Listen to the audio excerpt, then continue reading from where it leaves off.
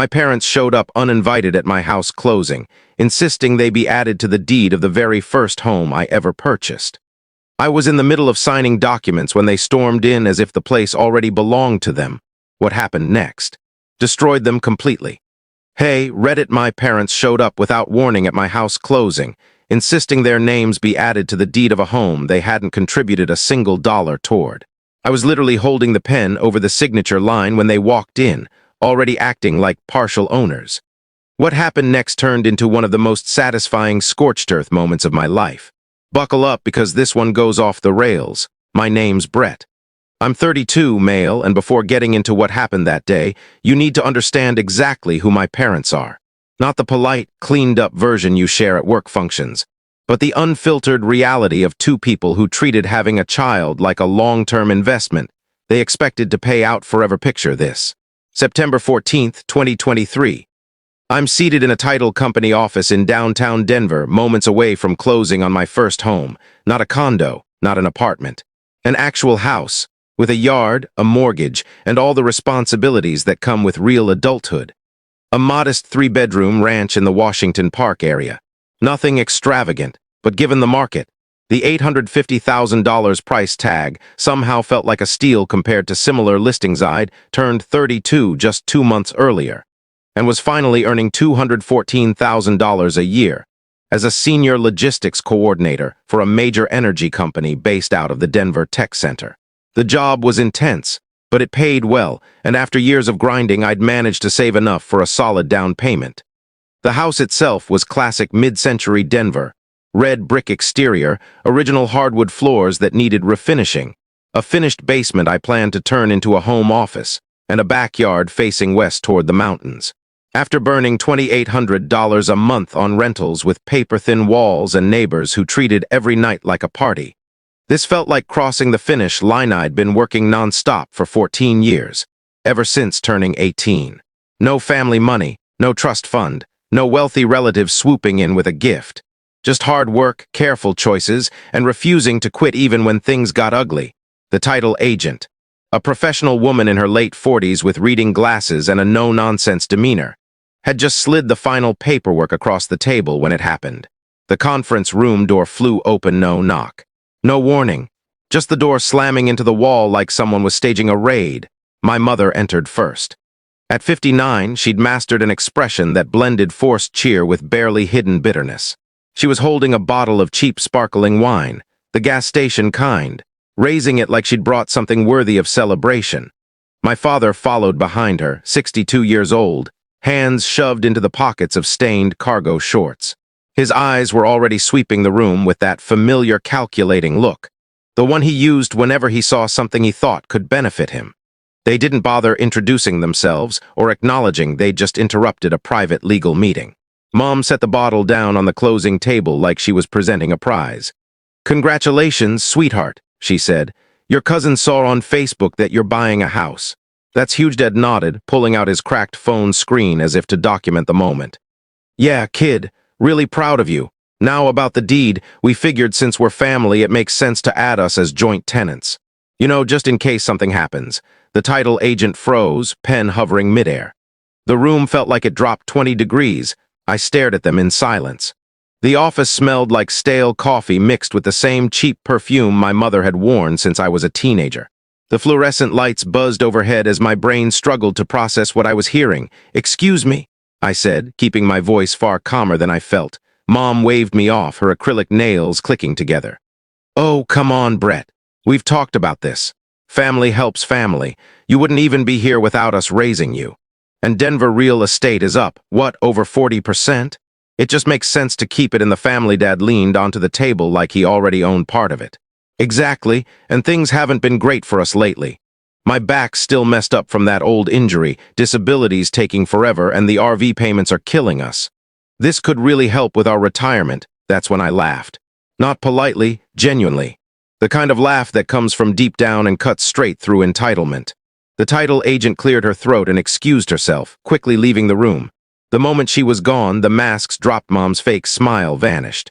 Her eyes narrowed, the same sharp, calculating look she'd always had when money was involved. "Play dumb, Brett," she snapped.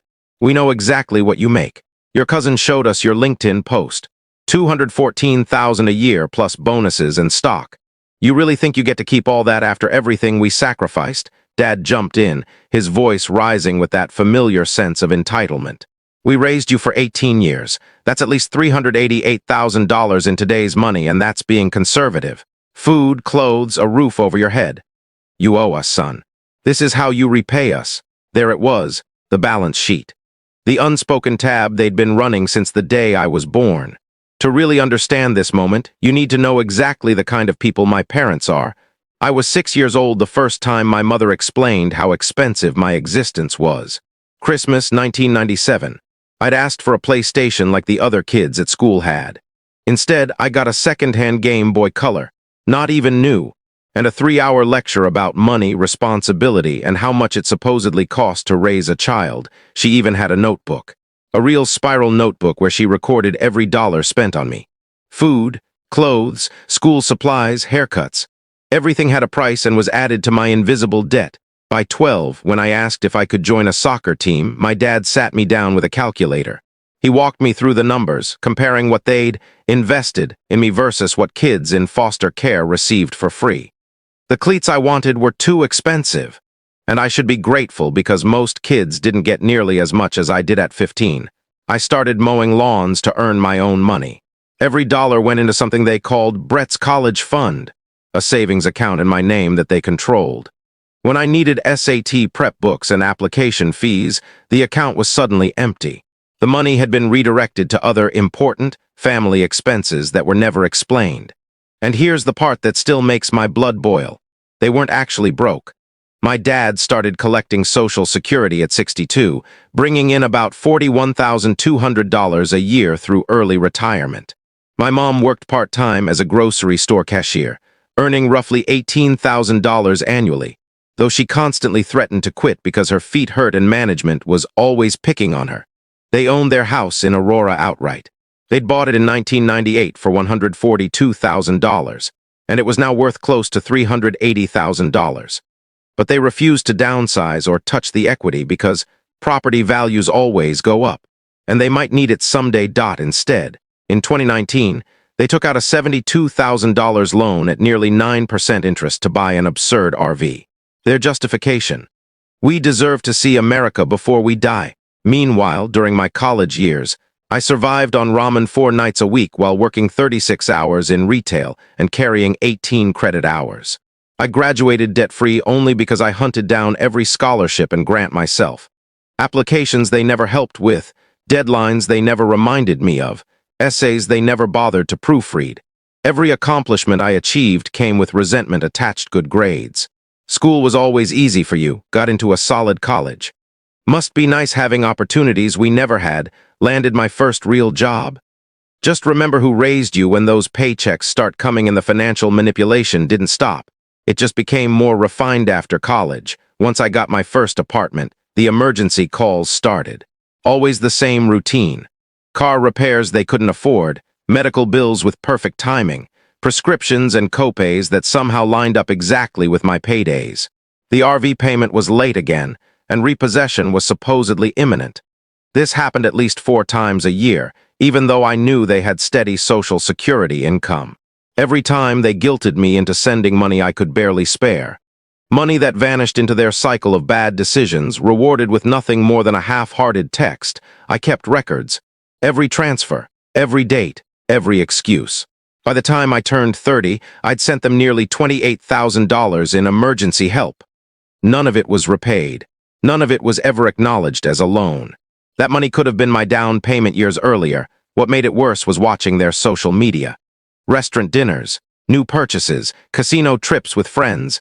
Then, days later, a call claiming they couldn't afford groceries. Steakhouses on Friday, financial crises by Monday. The disconnect was unreal. When I finally stopped sending money around age 29, the tone shifted. Dad left angry voicemails about loyalty and betrayal. Mom sent long, guilt-laden messages about how I didn't care if they suffered. Then the extended family stepped in.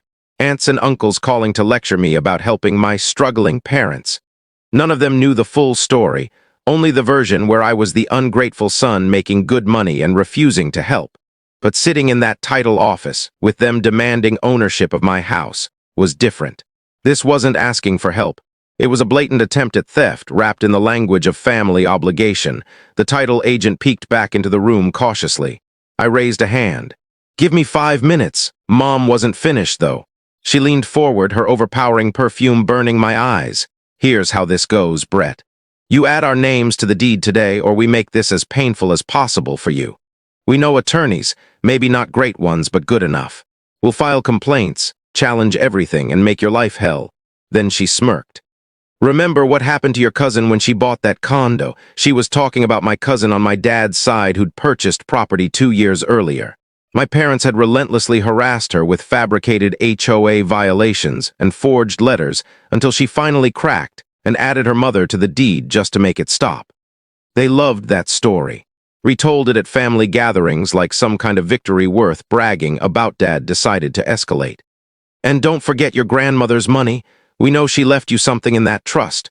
Your mother has blood rights to that inheritance. We can fight it in court." That's when I smiled, not forced, genuinely. For the first time since they'd barged in, I was calm, because they had absolutely no idea what was coming. My grandmother, my dad's mother, was named Dorothy Campbell. She was born in 1937 in rural Colorado, right at the tail end of the Great Depression. In 1962, she came to Denver with $400, a third-grade education, and a level of determination most people will never understand. She spent 40 years cleaning houses in Cherry Creek and Hilltop. She earned an honest living while being treated as invisible by the people whose floors she scrubbed and toilets she cleaned. I remember her telling me about those early days, riding 2 buses because she couldn't afford a car, packing her lunch in a paper bag because food in Cherry Creek cost more than she earned in an hour. She told me how wealthy families would leave cash on the counter instead of handing it to her directly, as if touching the help might contaminate them. But Grandma Dorothy was sharp, brilliant in ways that had nothing to do with formal schooling. While she cleaned their kitchens, she listened to their conversations about investments and real estate. She read discarded Wall Street journals pulled from their trash. She taught herself market trends, property values, and timing using the resources they casually threw away. In 1978, she bought her first duplex in 5 Points for $48,000 cash. The money had been saved in coffee cans hidden throughout her tiny apartment because growing up during the Depression had left her with a deep distrust of banks. That duplex produced rental income she lived on, while she continued cleaning houses and saving every extra dollar, never touching the principal. The families she worked for still thought she was just an uneducated maid. They had no idea she was quietly building wealth while they burned through inherited money on depreciating luxuries. Over the next 37 years, she bought, renovated, and sold properties all across Denver. She recognized undervalued neighborhoods long before gentrification hit. She understood which areas were about to explode based on infrastructure projects and business development she overheard in passing. When she passed away in March 2018, she owned 11 properties across the city, all paid off, worth a combined $4.8 million. She achieved more with a mop and a third-grade education than my parents ever managed with every advantage they'd been handed. My mother had been counting on that inheritance since Grandma's first cancer diagnosis in 2014. I overheard the conversations, how they'd divide the money, what they'd buy first, how all their problems would finally disappear. But Grandma saw them clearly. She watched how they treated me growing up. She saw the ledger they kept on my existence. She saw the guilt trips over basic needs, the resentment over my success, the way they claimed credit while quietly hoping I'd fail 6 weeks before she died. In February 2018, sharp-minded at 80 despite the cancer, she called her estate attorney. His name was Walter Harrison, the same man who'd handled her real estate deals for decades together. They created an irrevocable trust. $1.2 million in cash and securities, to be held until my 30th birthday in July 2021. The remaining properties were to be sold, with proceeds split between 3 charities she'd supported for years and my cousin on my mother's side, the one who had actually been there for her. My parents were left exactly $1 each, the legal minimum to prevent claims of accidental omission. They still tried to contest it. They burned $38,000 on a probate attorney who accomplished nothing. The judge dismissed their case in 22 minutes. citing clear evidence that Grandma had been of sound mind and explicit in her wishes. That $170,000 check, the 20% down payment on my house, came directly from that trust when I turned 30, so sitting there in the title office. Watching my parents attempt to bully me into handing over ownership of my home, I calmly reached into my briefcase. I pulled out the envelope I'd been carrying with me every single day since the closing was scheduled. Cream-colored paper, gold seal, Harrison and Associates law firm.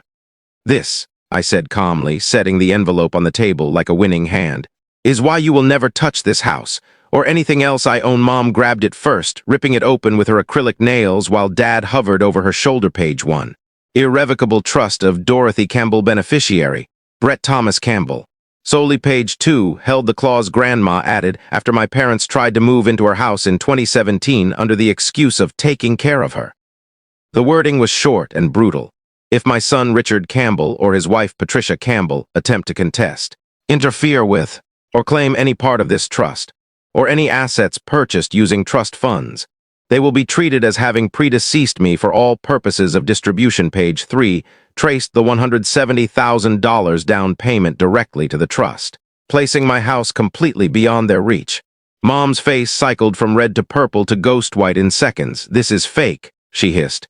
"Your grandmother would never call Walter Harrison," I said, sliding his card across the table. "He's expecting you. Just so you know, his consultation rate is $400 an hour." Now Dad slammed his fist down hard enough to rattle the paperwork. "You poisoned her against us?" "No," I replied evenly. "You did. Remember Christmas 2016, when you threatened to have her declared incompetent if she didn't add you to her deeds? She recorded that. It's Exhibit C." The color drained from both of them. The title agent returned, clearly having heard everything. "Mr. Campbell, are we proceeding with the closing?"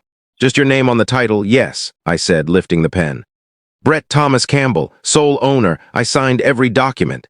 Each signature felt like freedom. Mom launched into sobs, the practiced kind, perfectly timed for sympathy. "How can you do this to your own mother? After I carried you for 9 months. You carried me for 9 months, I said without looking up. Then spent 32 years trying to collect interest. Consider the account closed. Security escorted them out. I heard Mom screaming in the parking lot about lawsuits and abuse. I walked out with my keys jingling in my pocket. The title agent shook my hand. "Congratulations," she said quietly. "You handled that better than most." That night, I stood alone in my empty house, watching the sun set behind the mountains, feeling lighter than I had in years. Of course, it didn't end there. 3 months later, December 28, 2023, a process server knocked on my door. My parents were suing me. They claimed undue influence, incompetence, fraud, everything they could throw at the wall. They even demanded the court force the sale of my house and split the proceeds. They hired a contingency lawyer with a bus bench ad. I hired Walter Harrison. The months before the hearing were relentless. Certified letters, blocked numbers, guilt-ridden voicemails, angry threats, and even a Facebook group called Justice for Richard and Patricia. Desperate. Chaotic, predictable. They flooded social media with their version of events, posting multiple times a day and portraying me as a manipulative grandson who'd stolen his grandparents' inheritance. My mother wrote long, emotional posts claiming Grandma Dorothy had always adored her son, and that I'd poisoned that relationship in her final years. The group grew to about 30 people, distant relatives and family friends who didn't know the full story. They shared posts about elder abuse and inheritance theft. Someone even started a petition demanding I return the stolen money. It gathered 11 signatures before getting taken down. They didn't stop there. They contacted my employer, accusing me of embezzlement. That triggered an immediate internal investigation.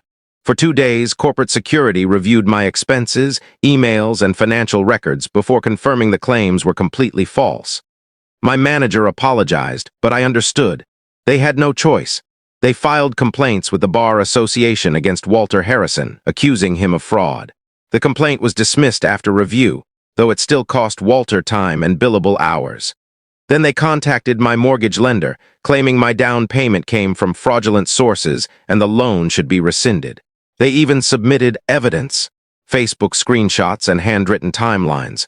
The lender's fraud department reviewed everything and sent me a letter confirming there were no issues, just notifying me of the complaint. My dad even reached out to people in my industry.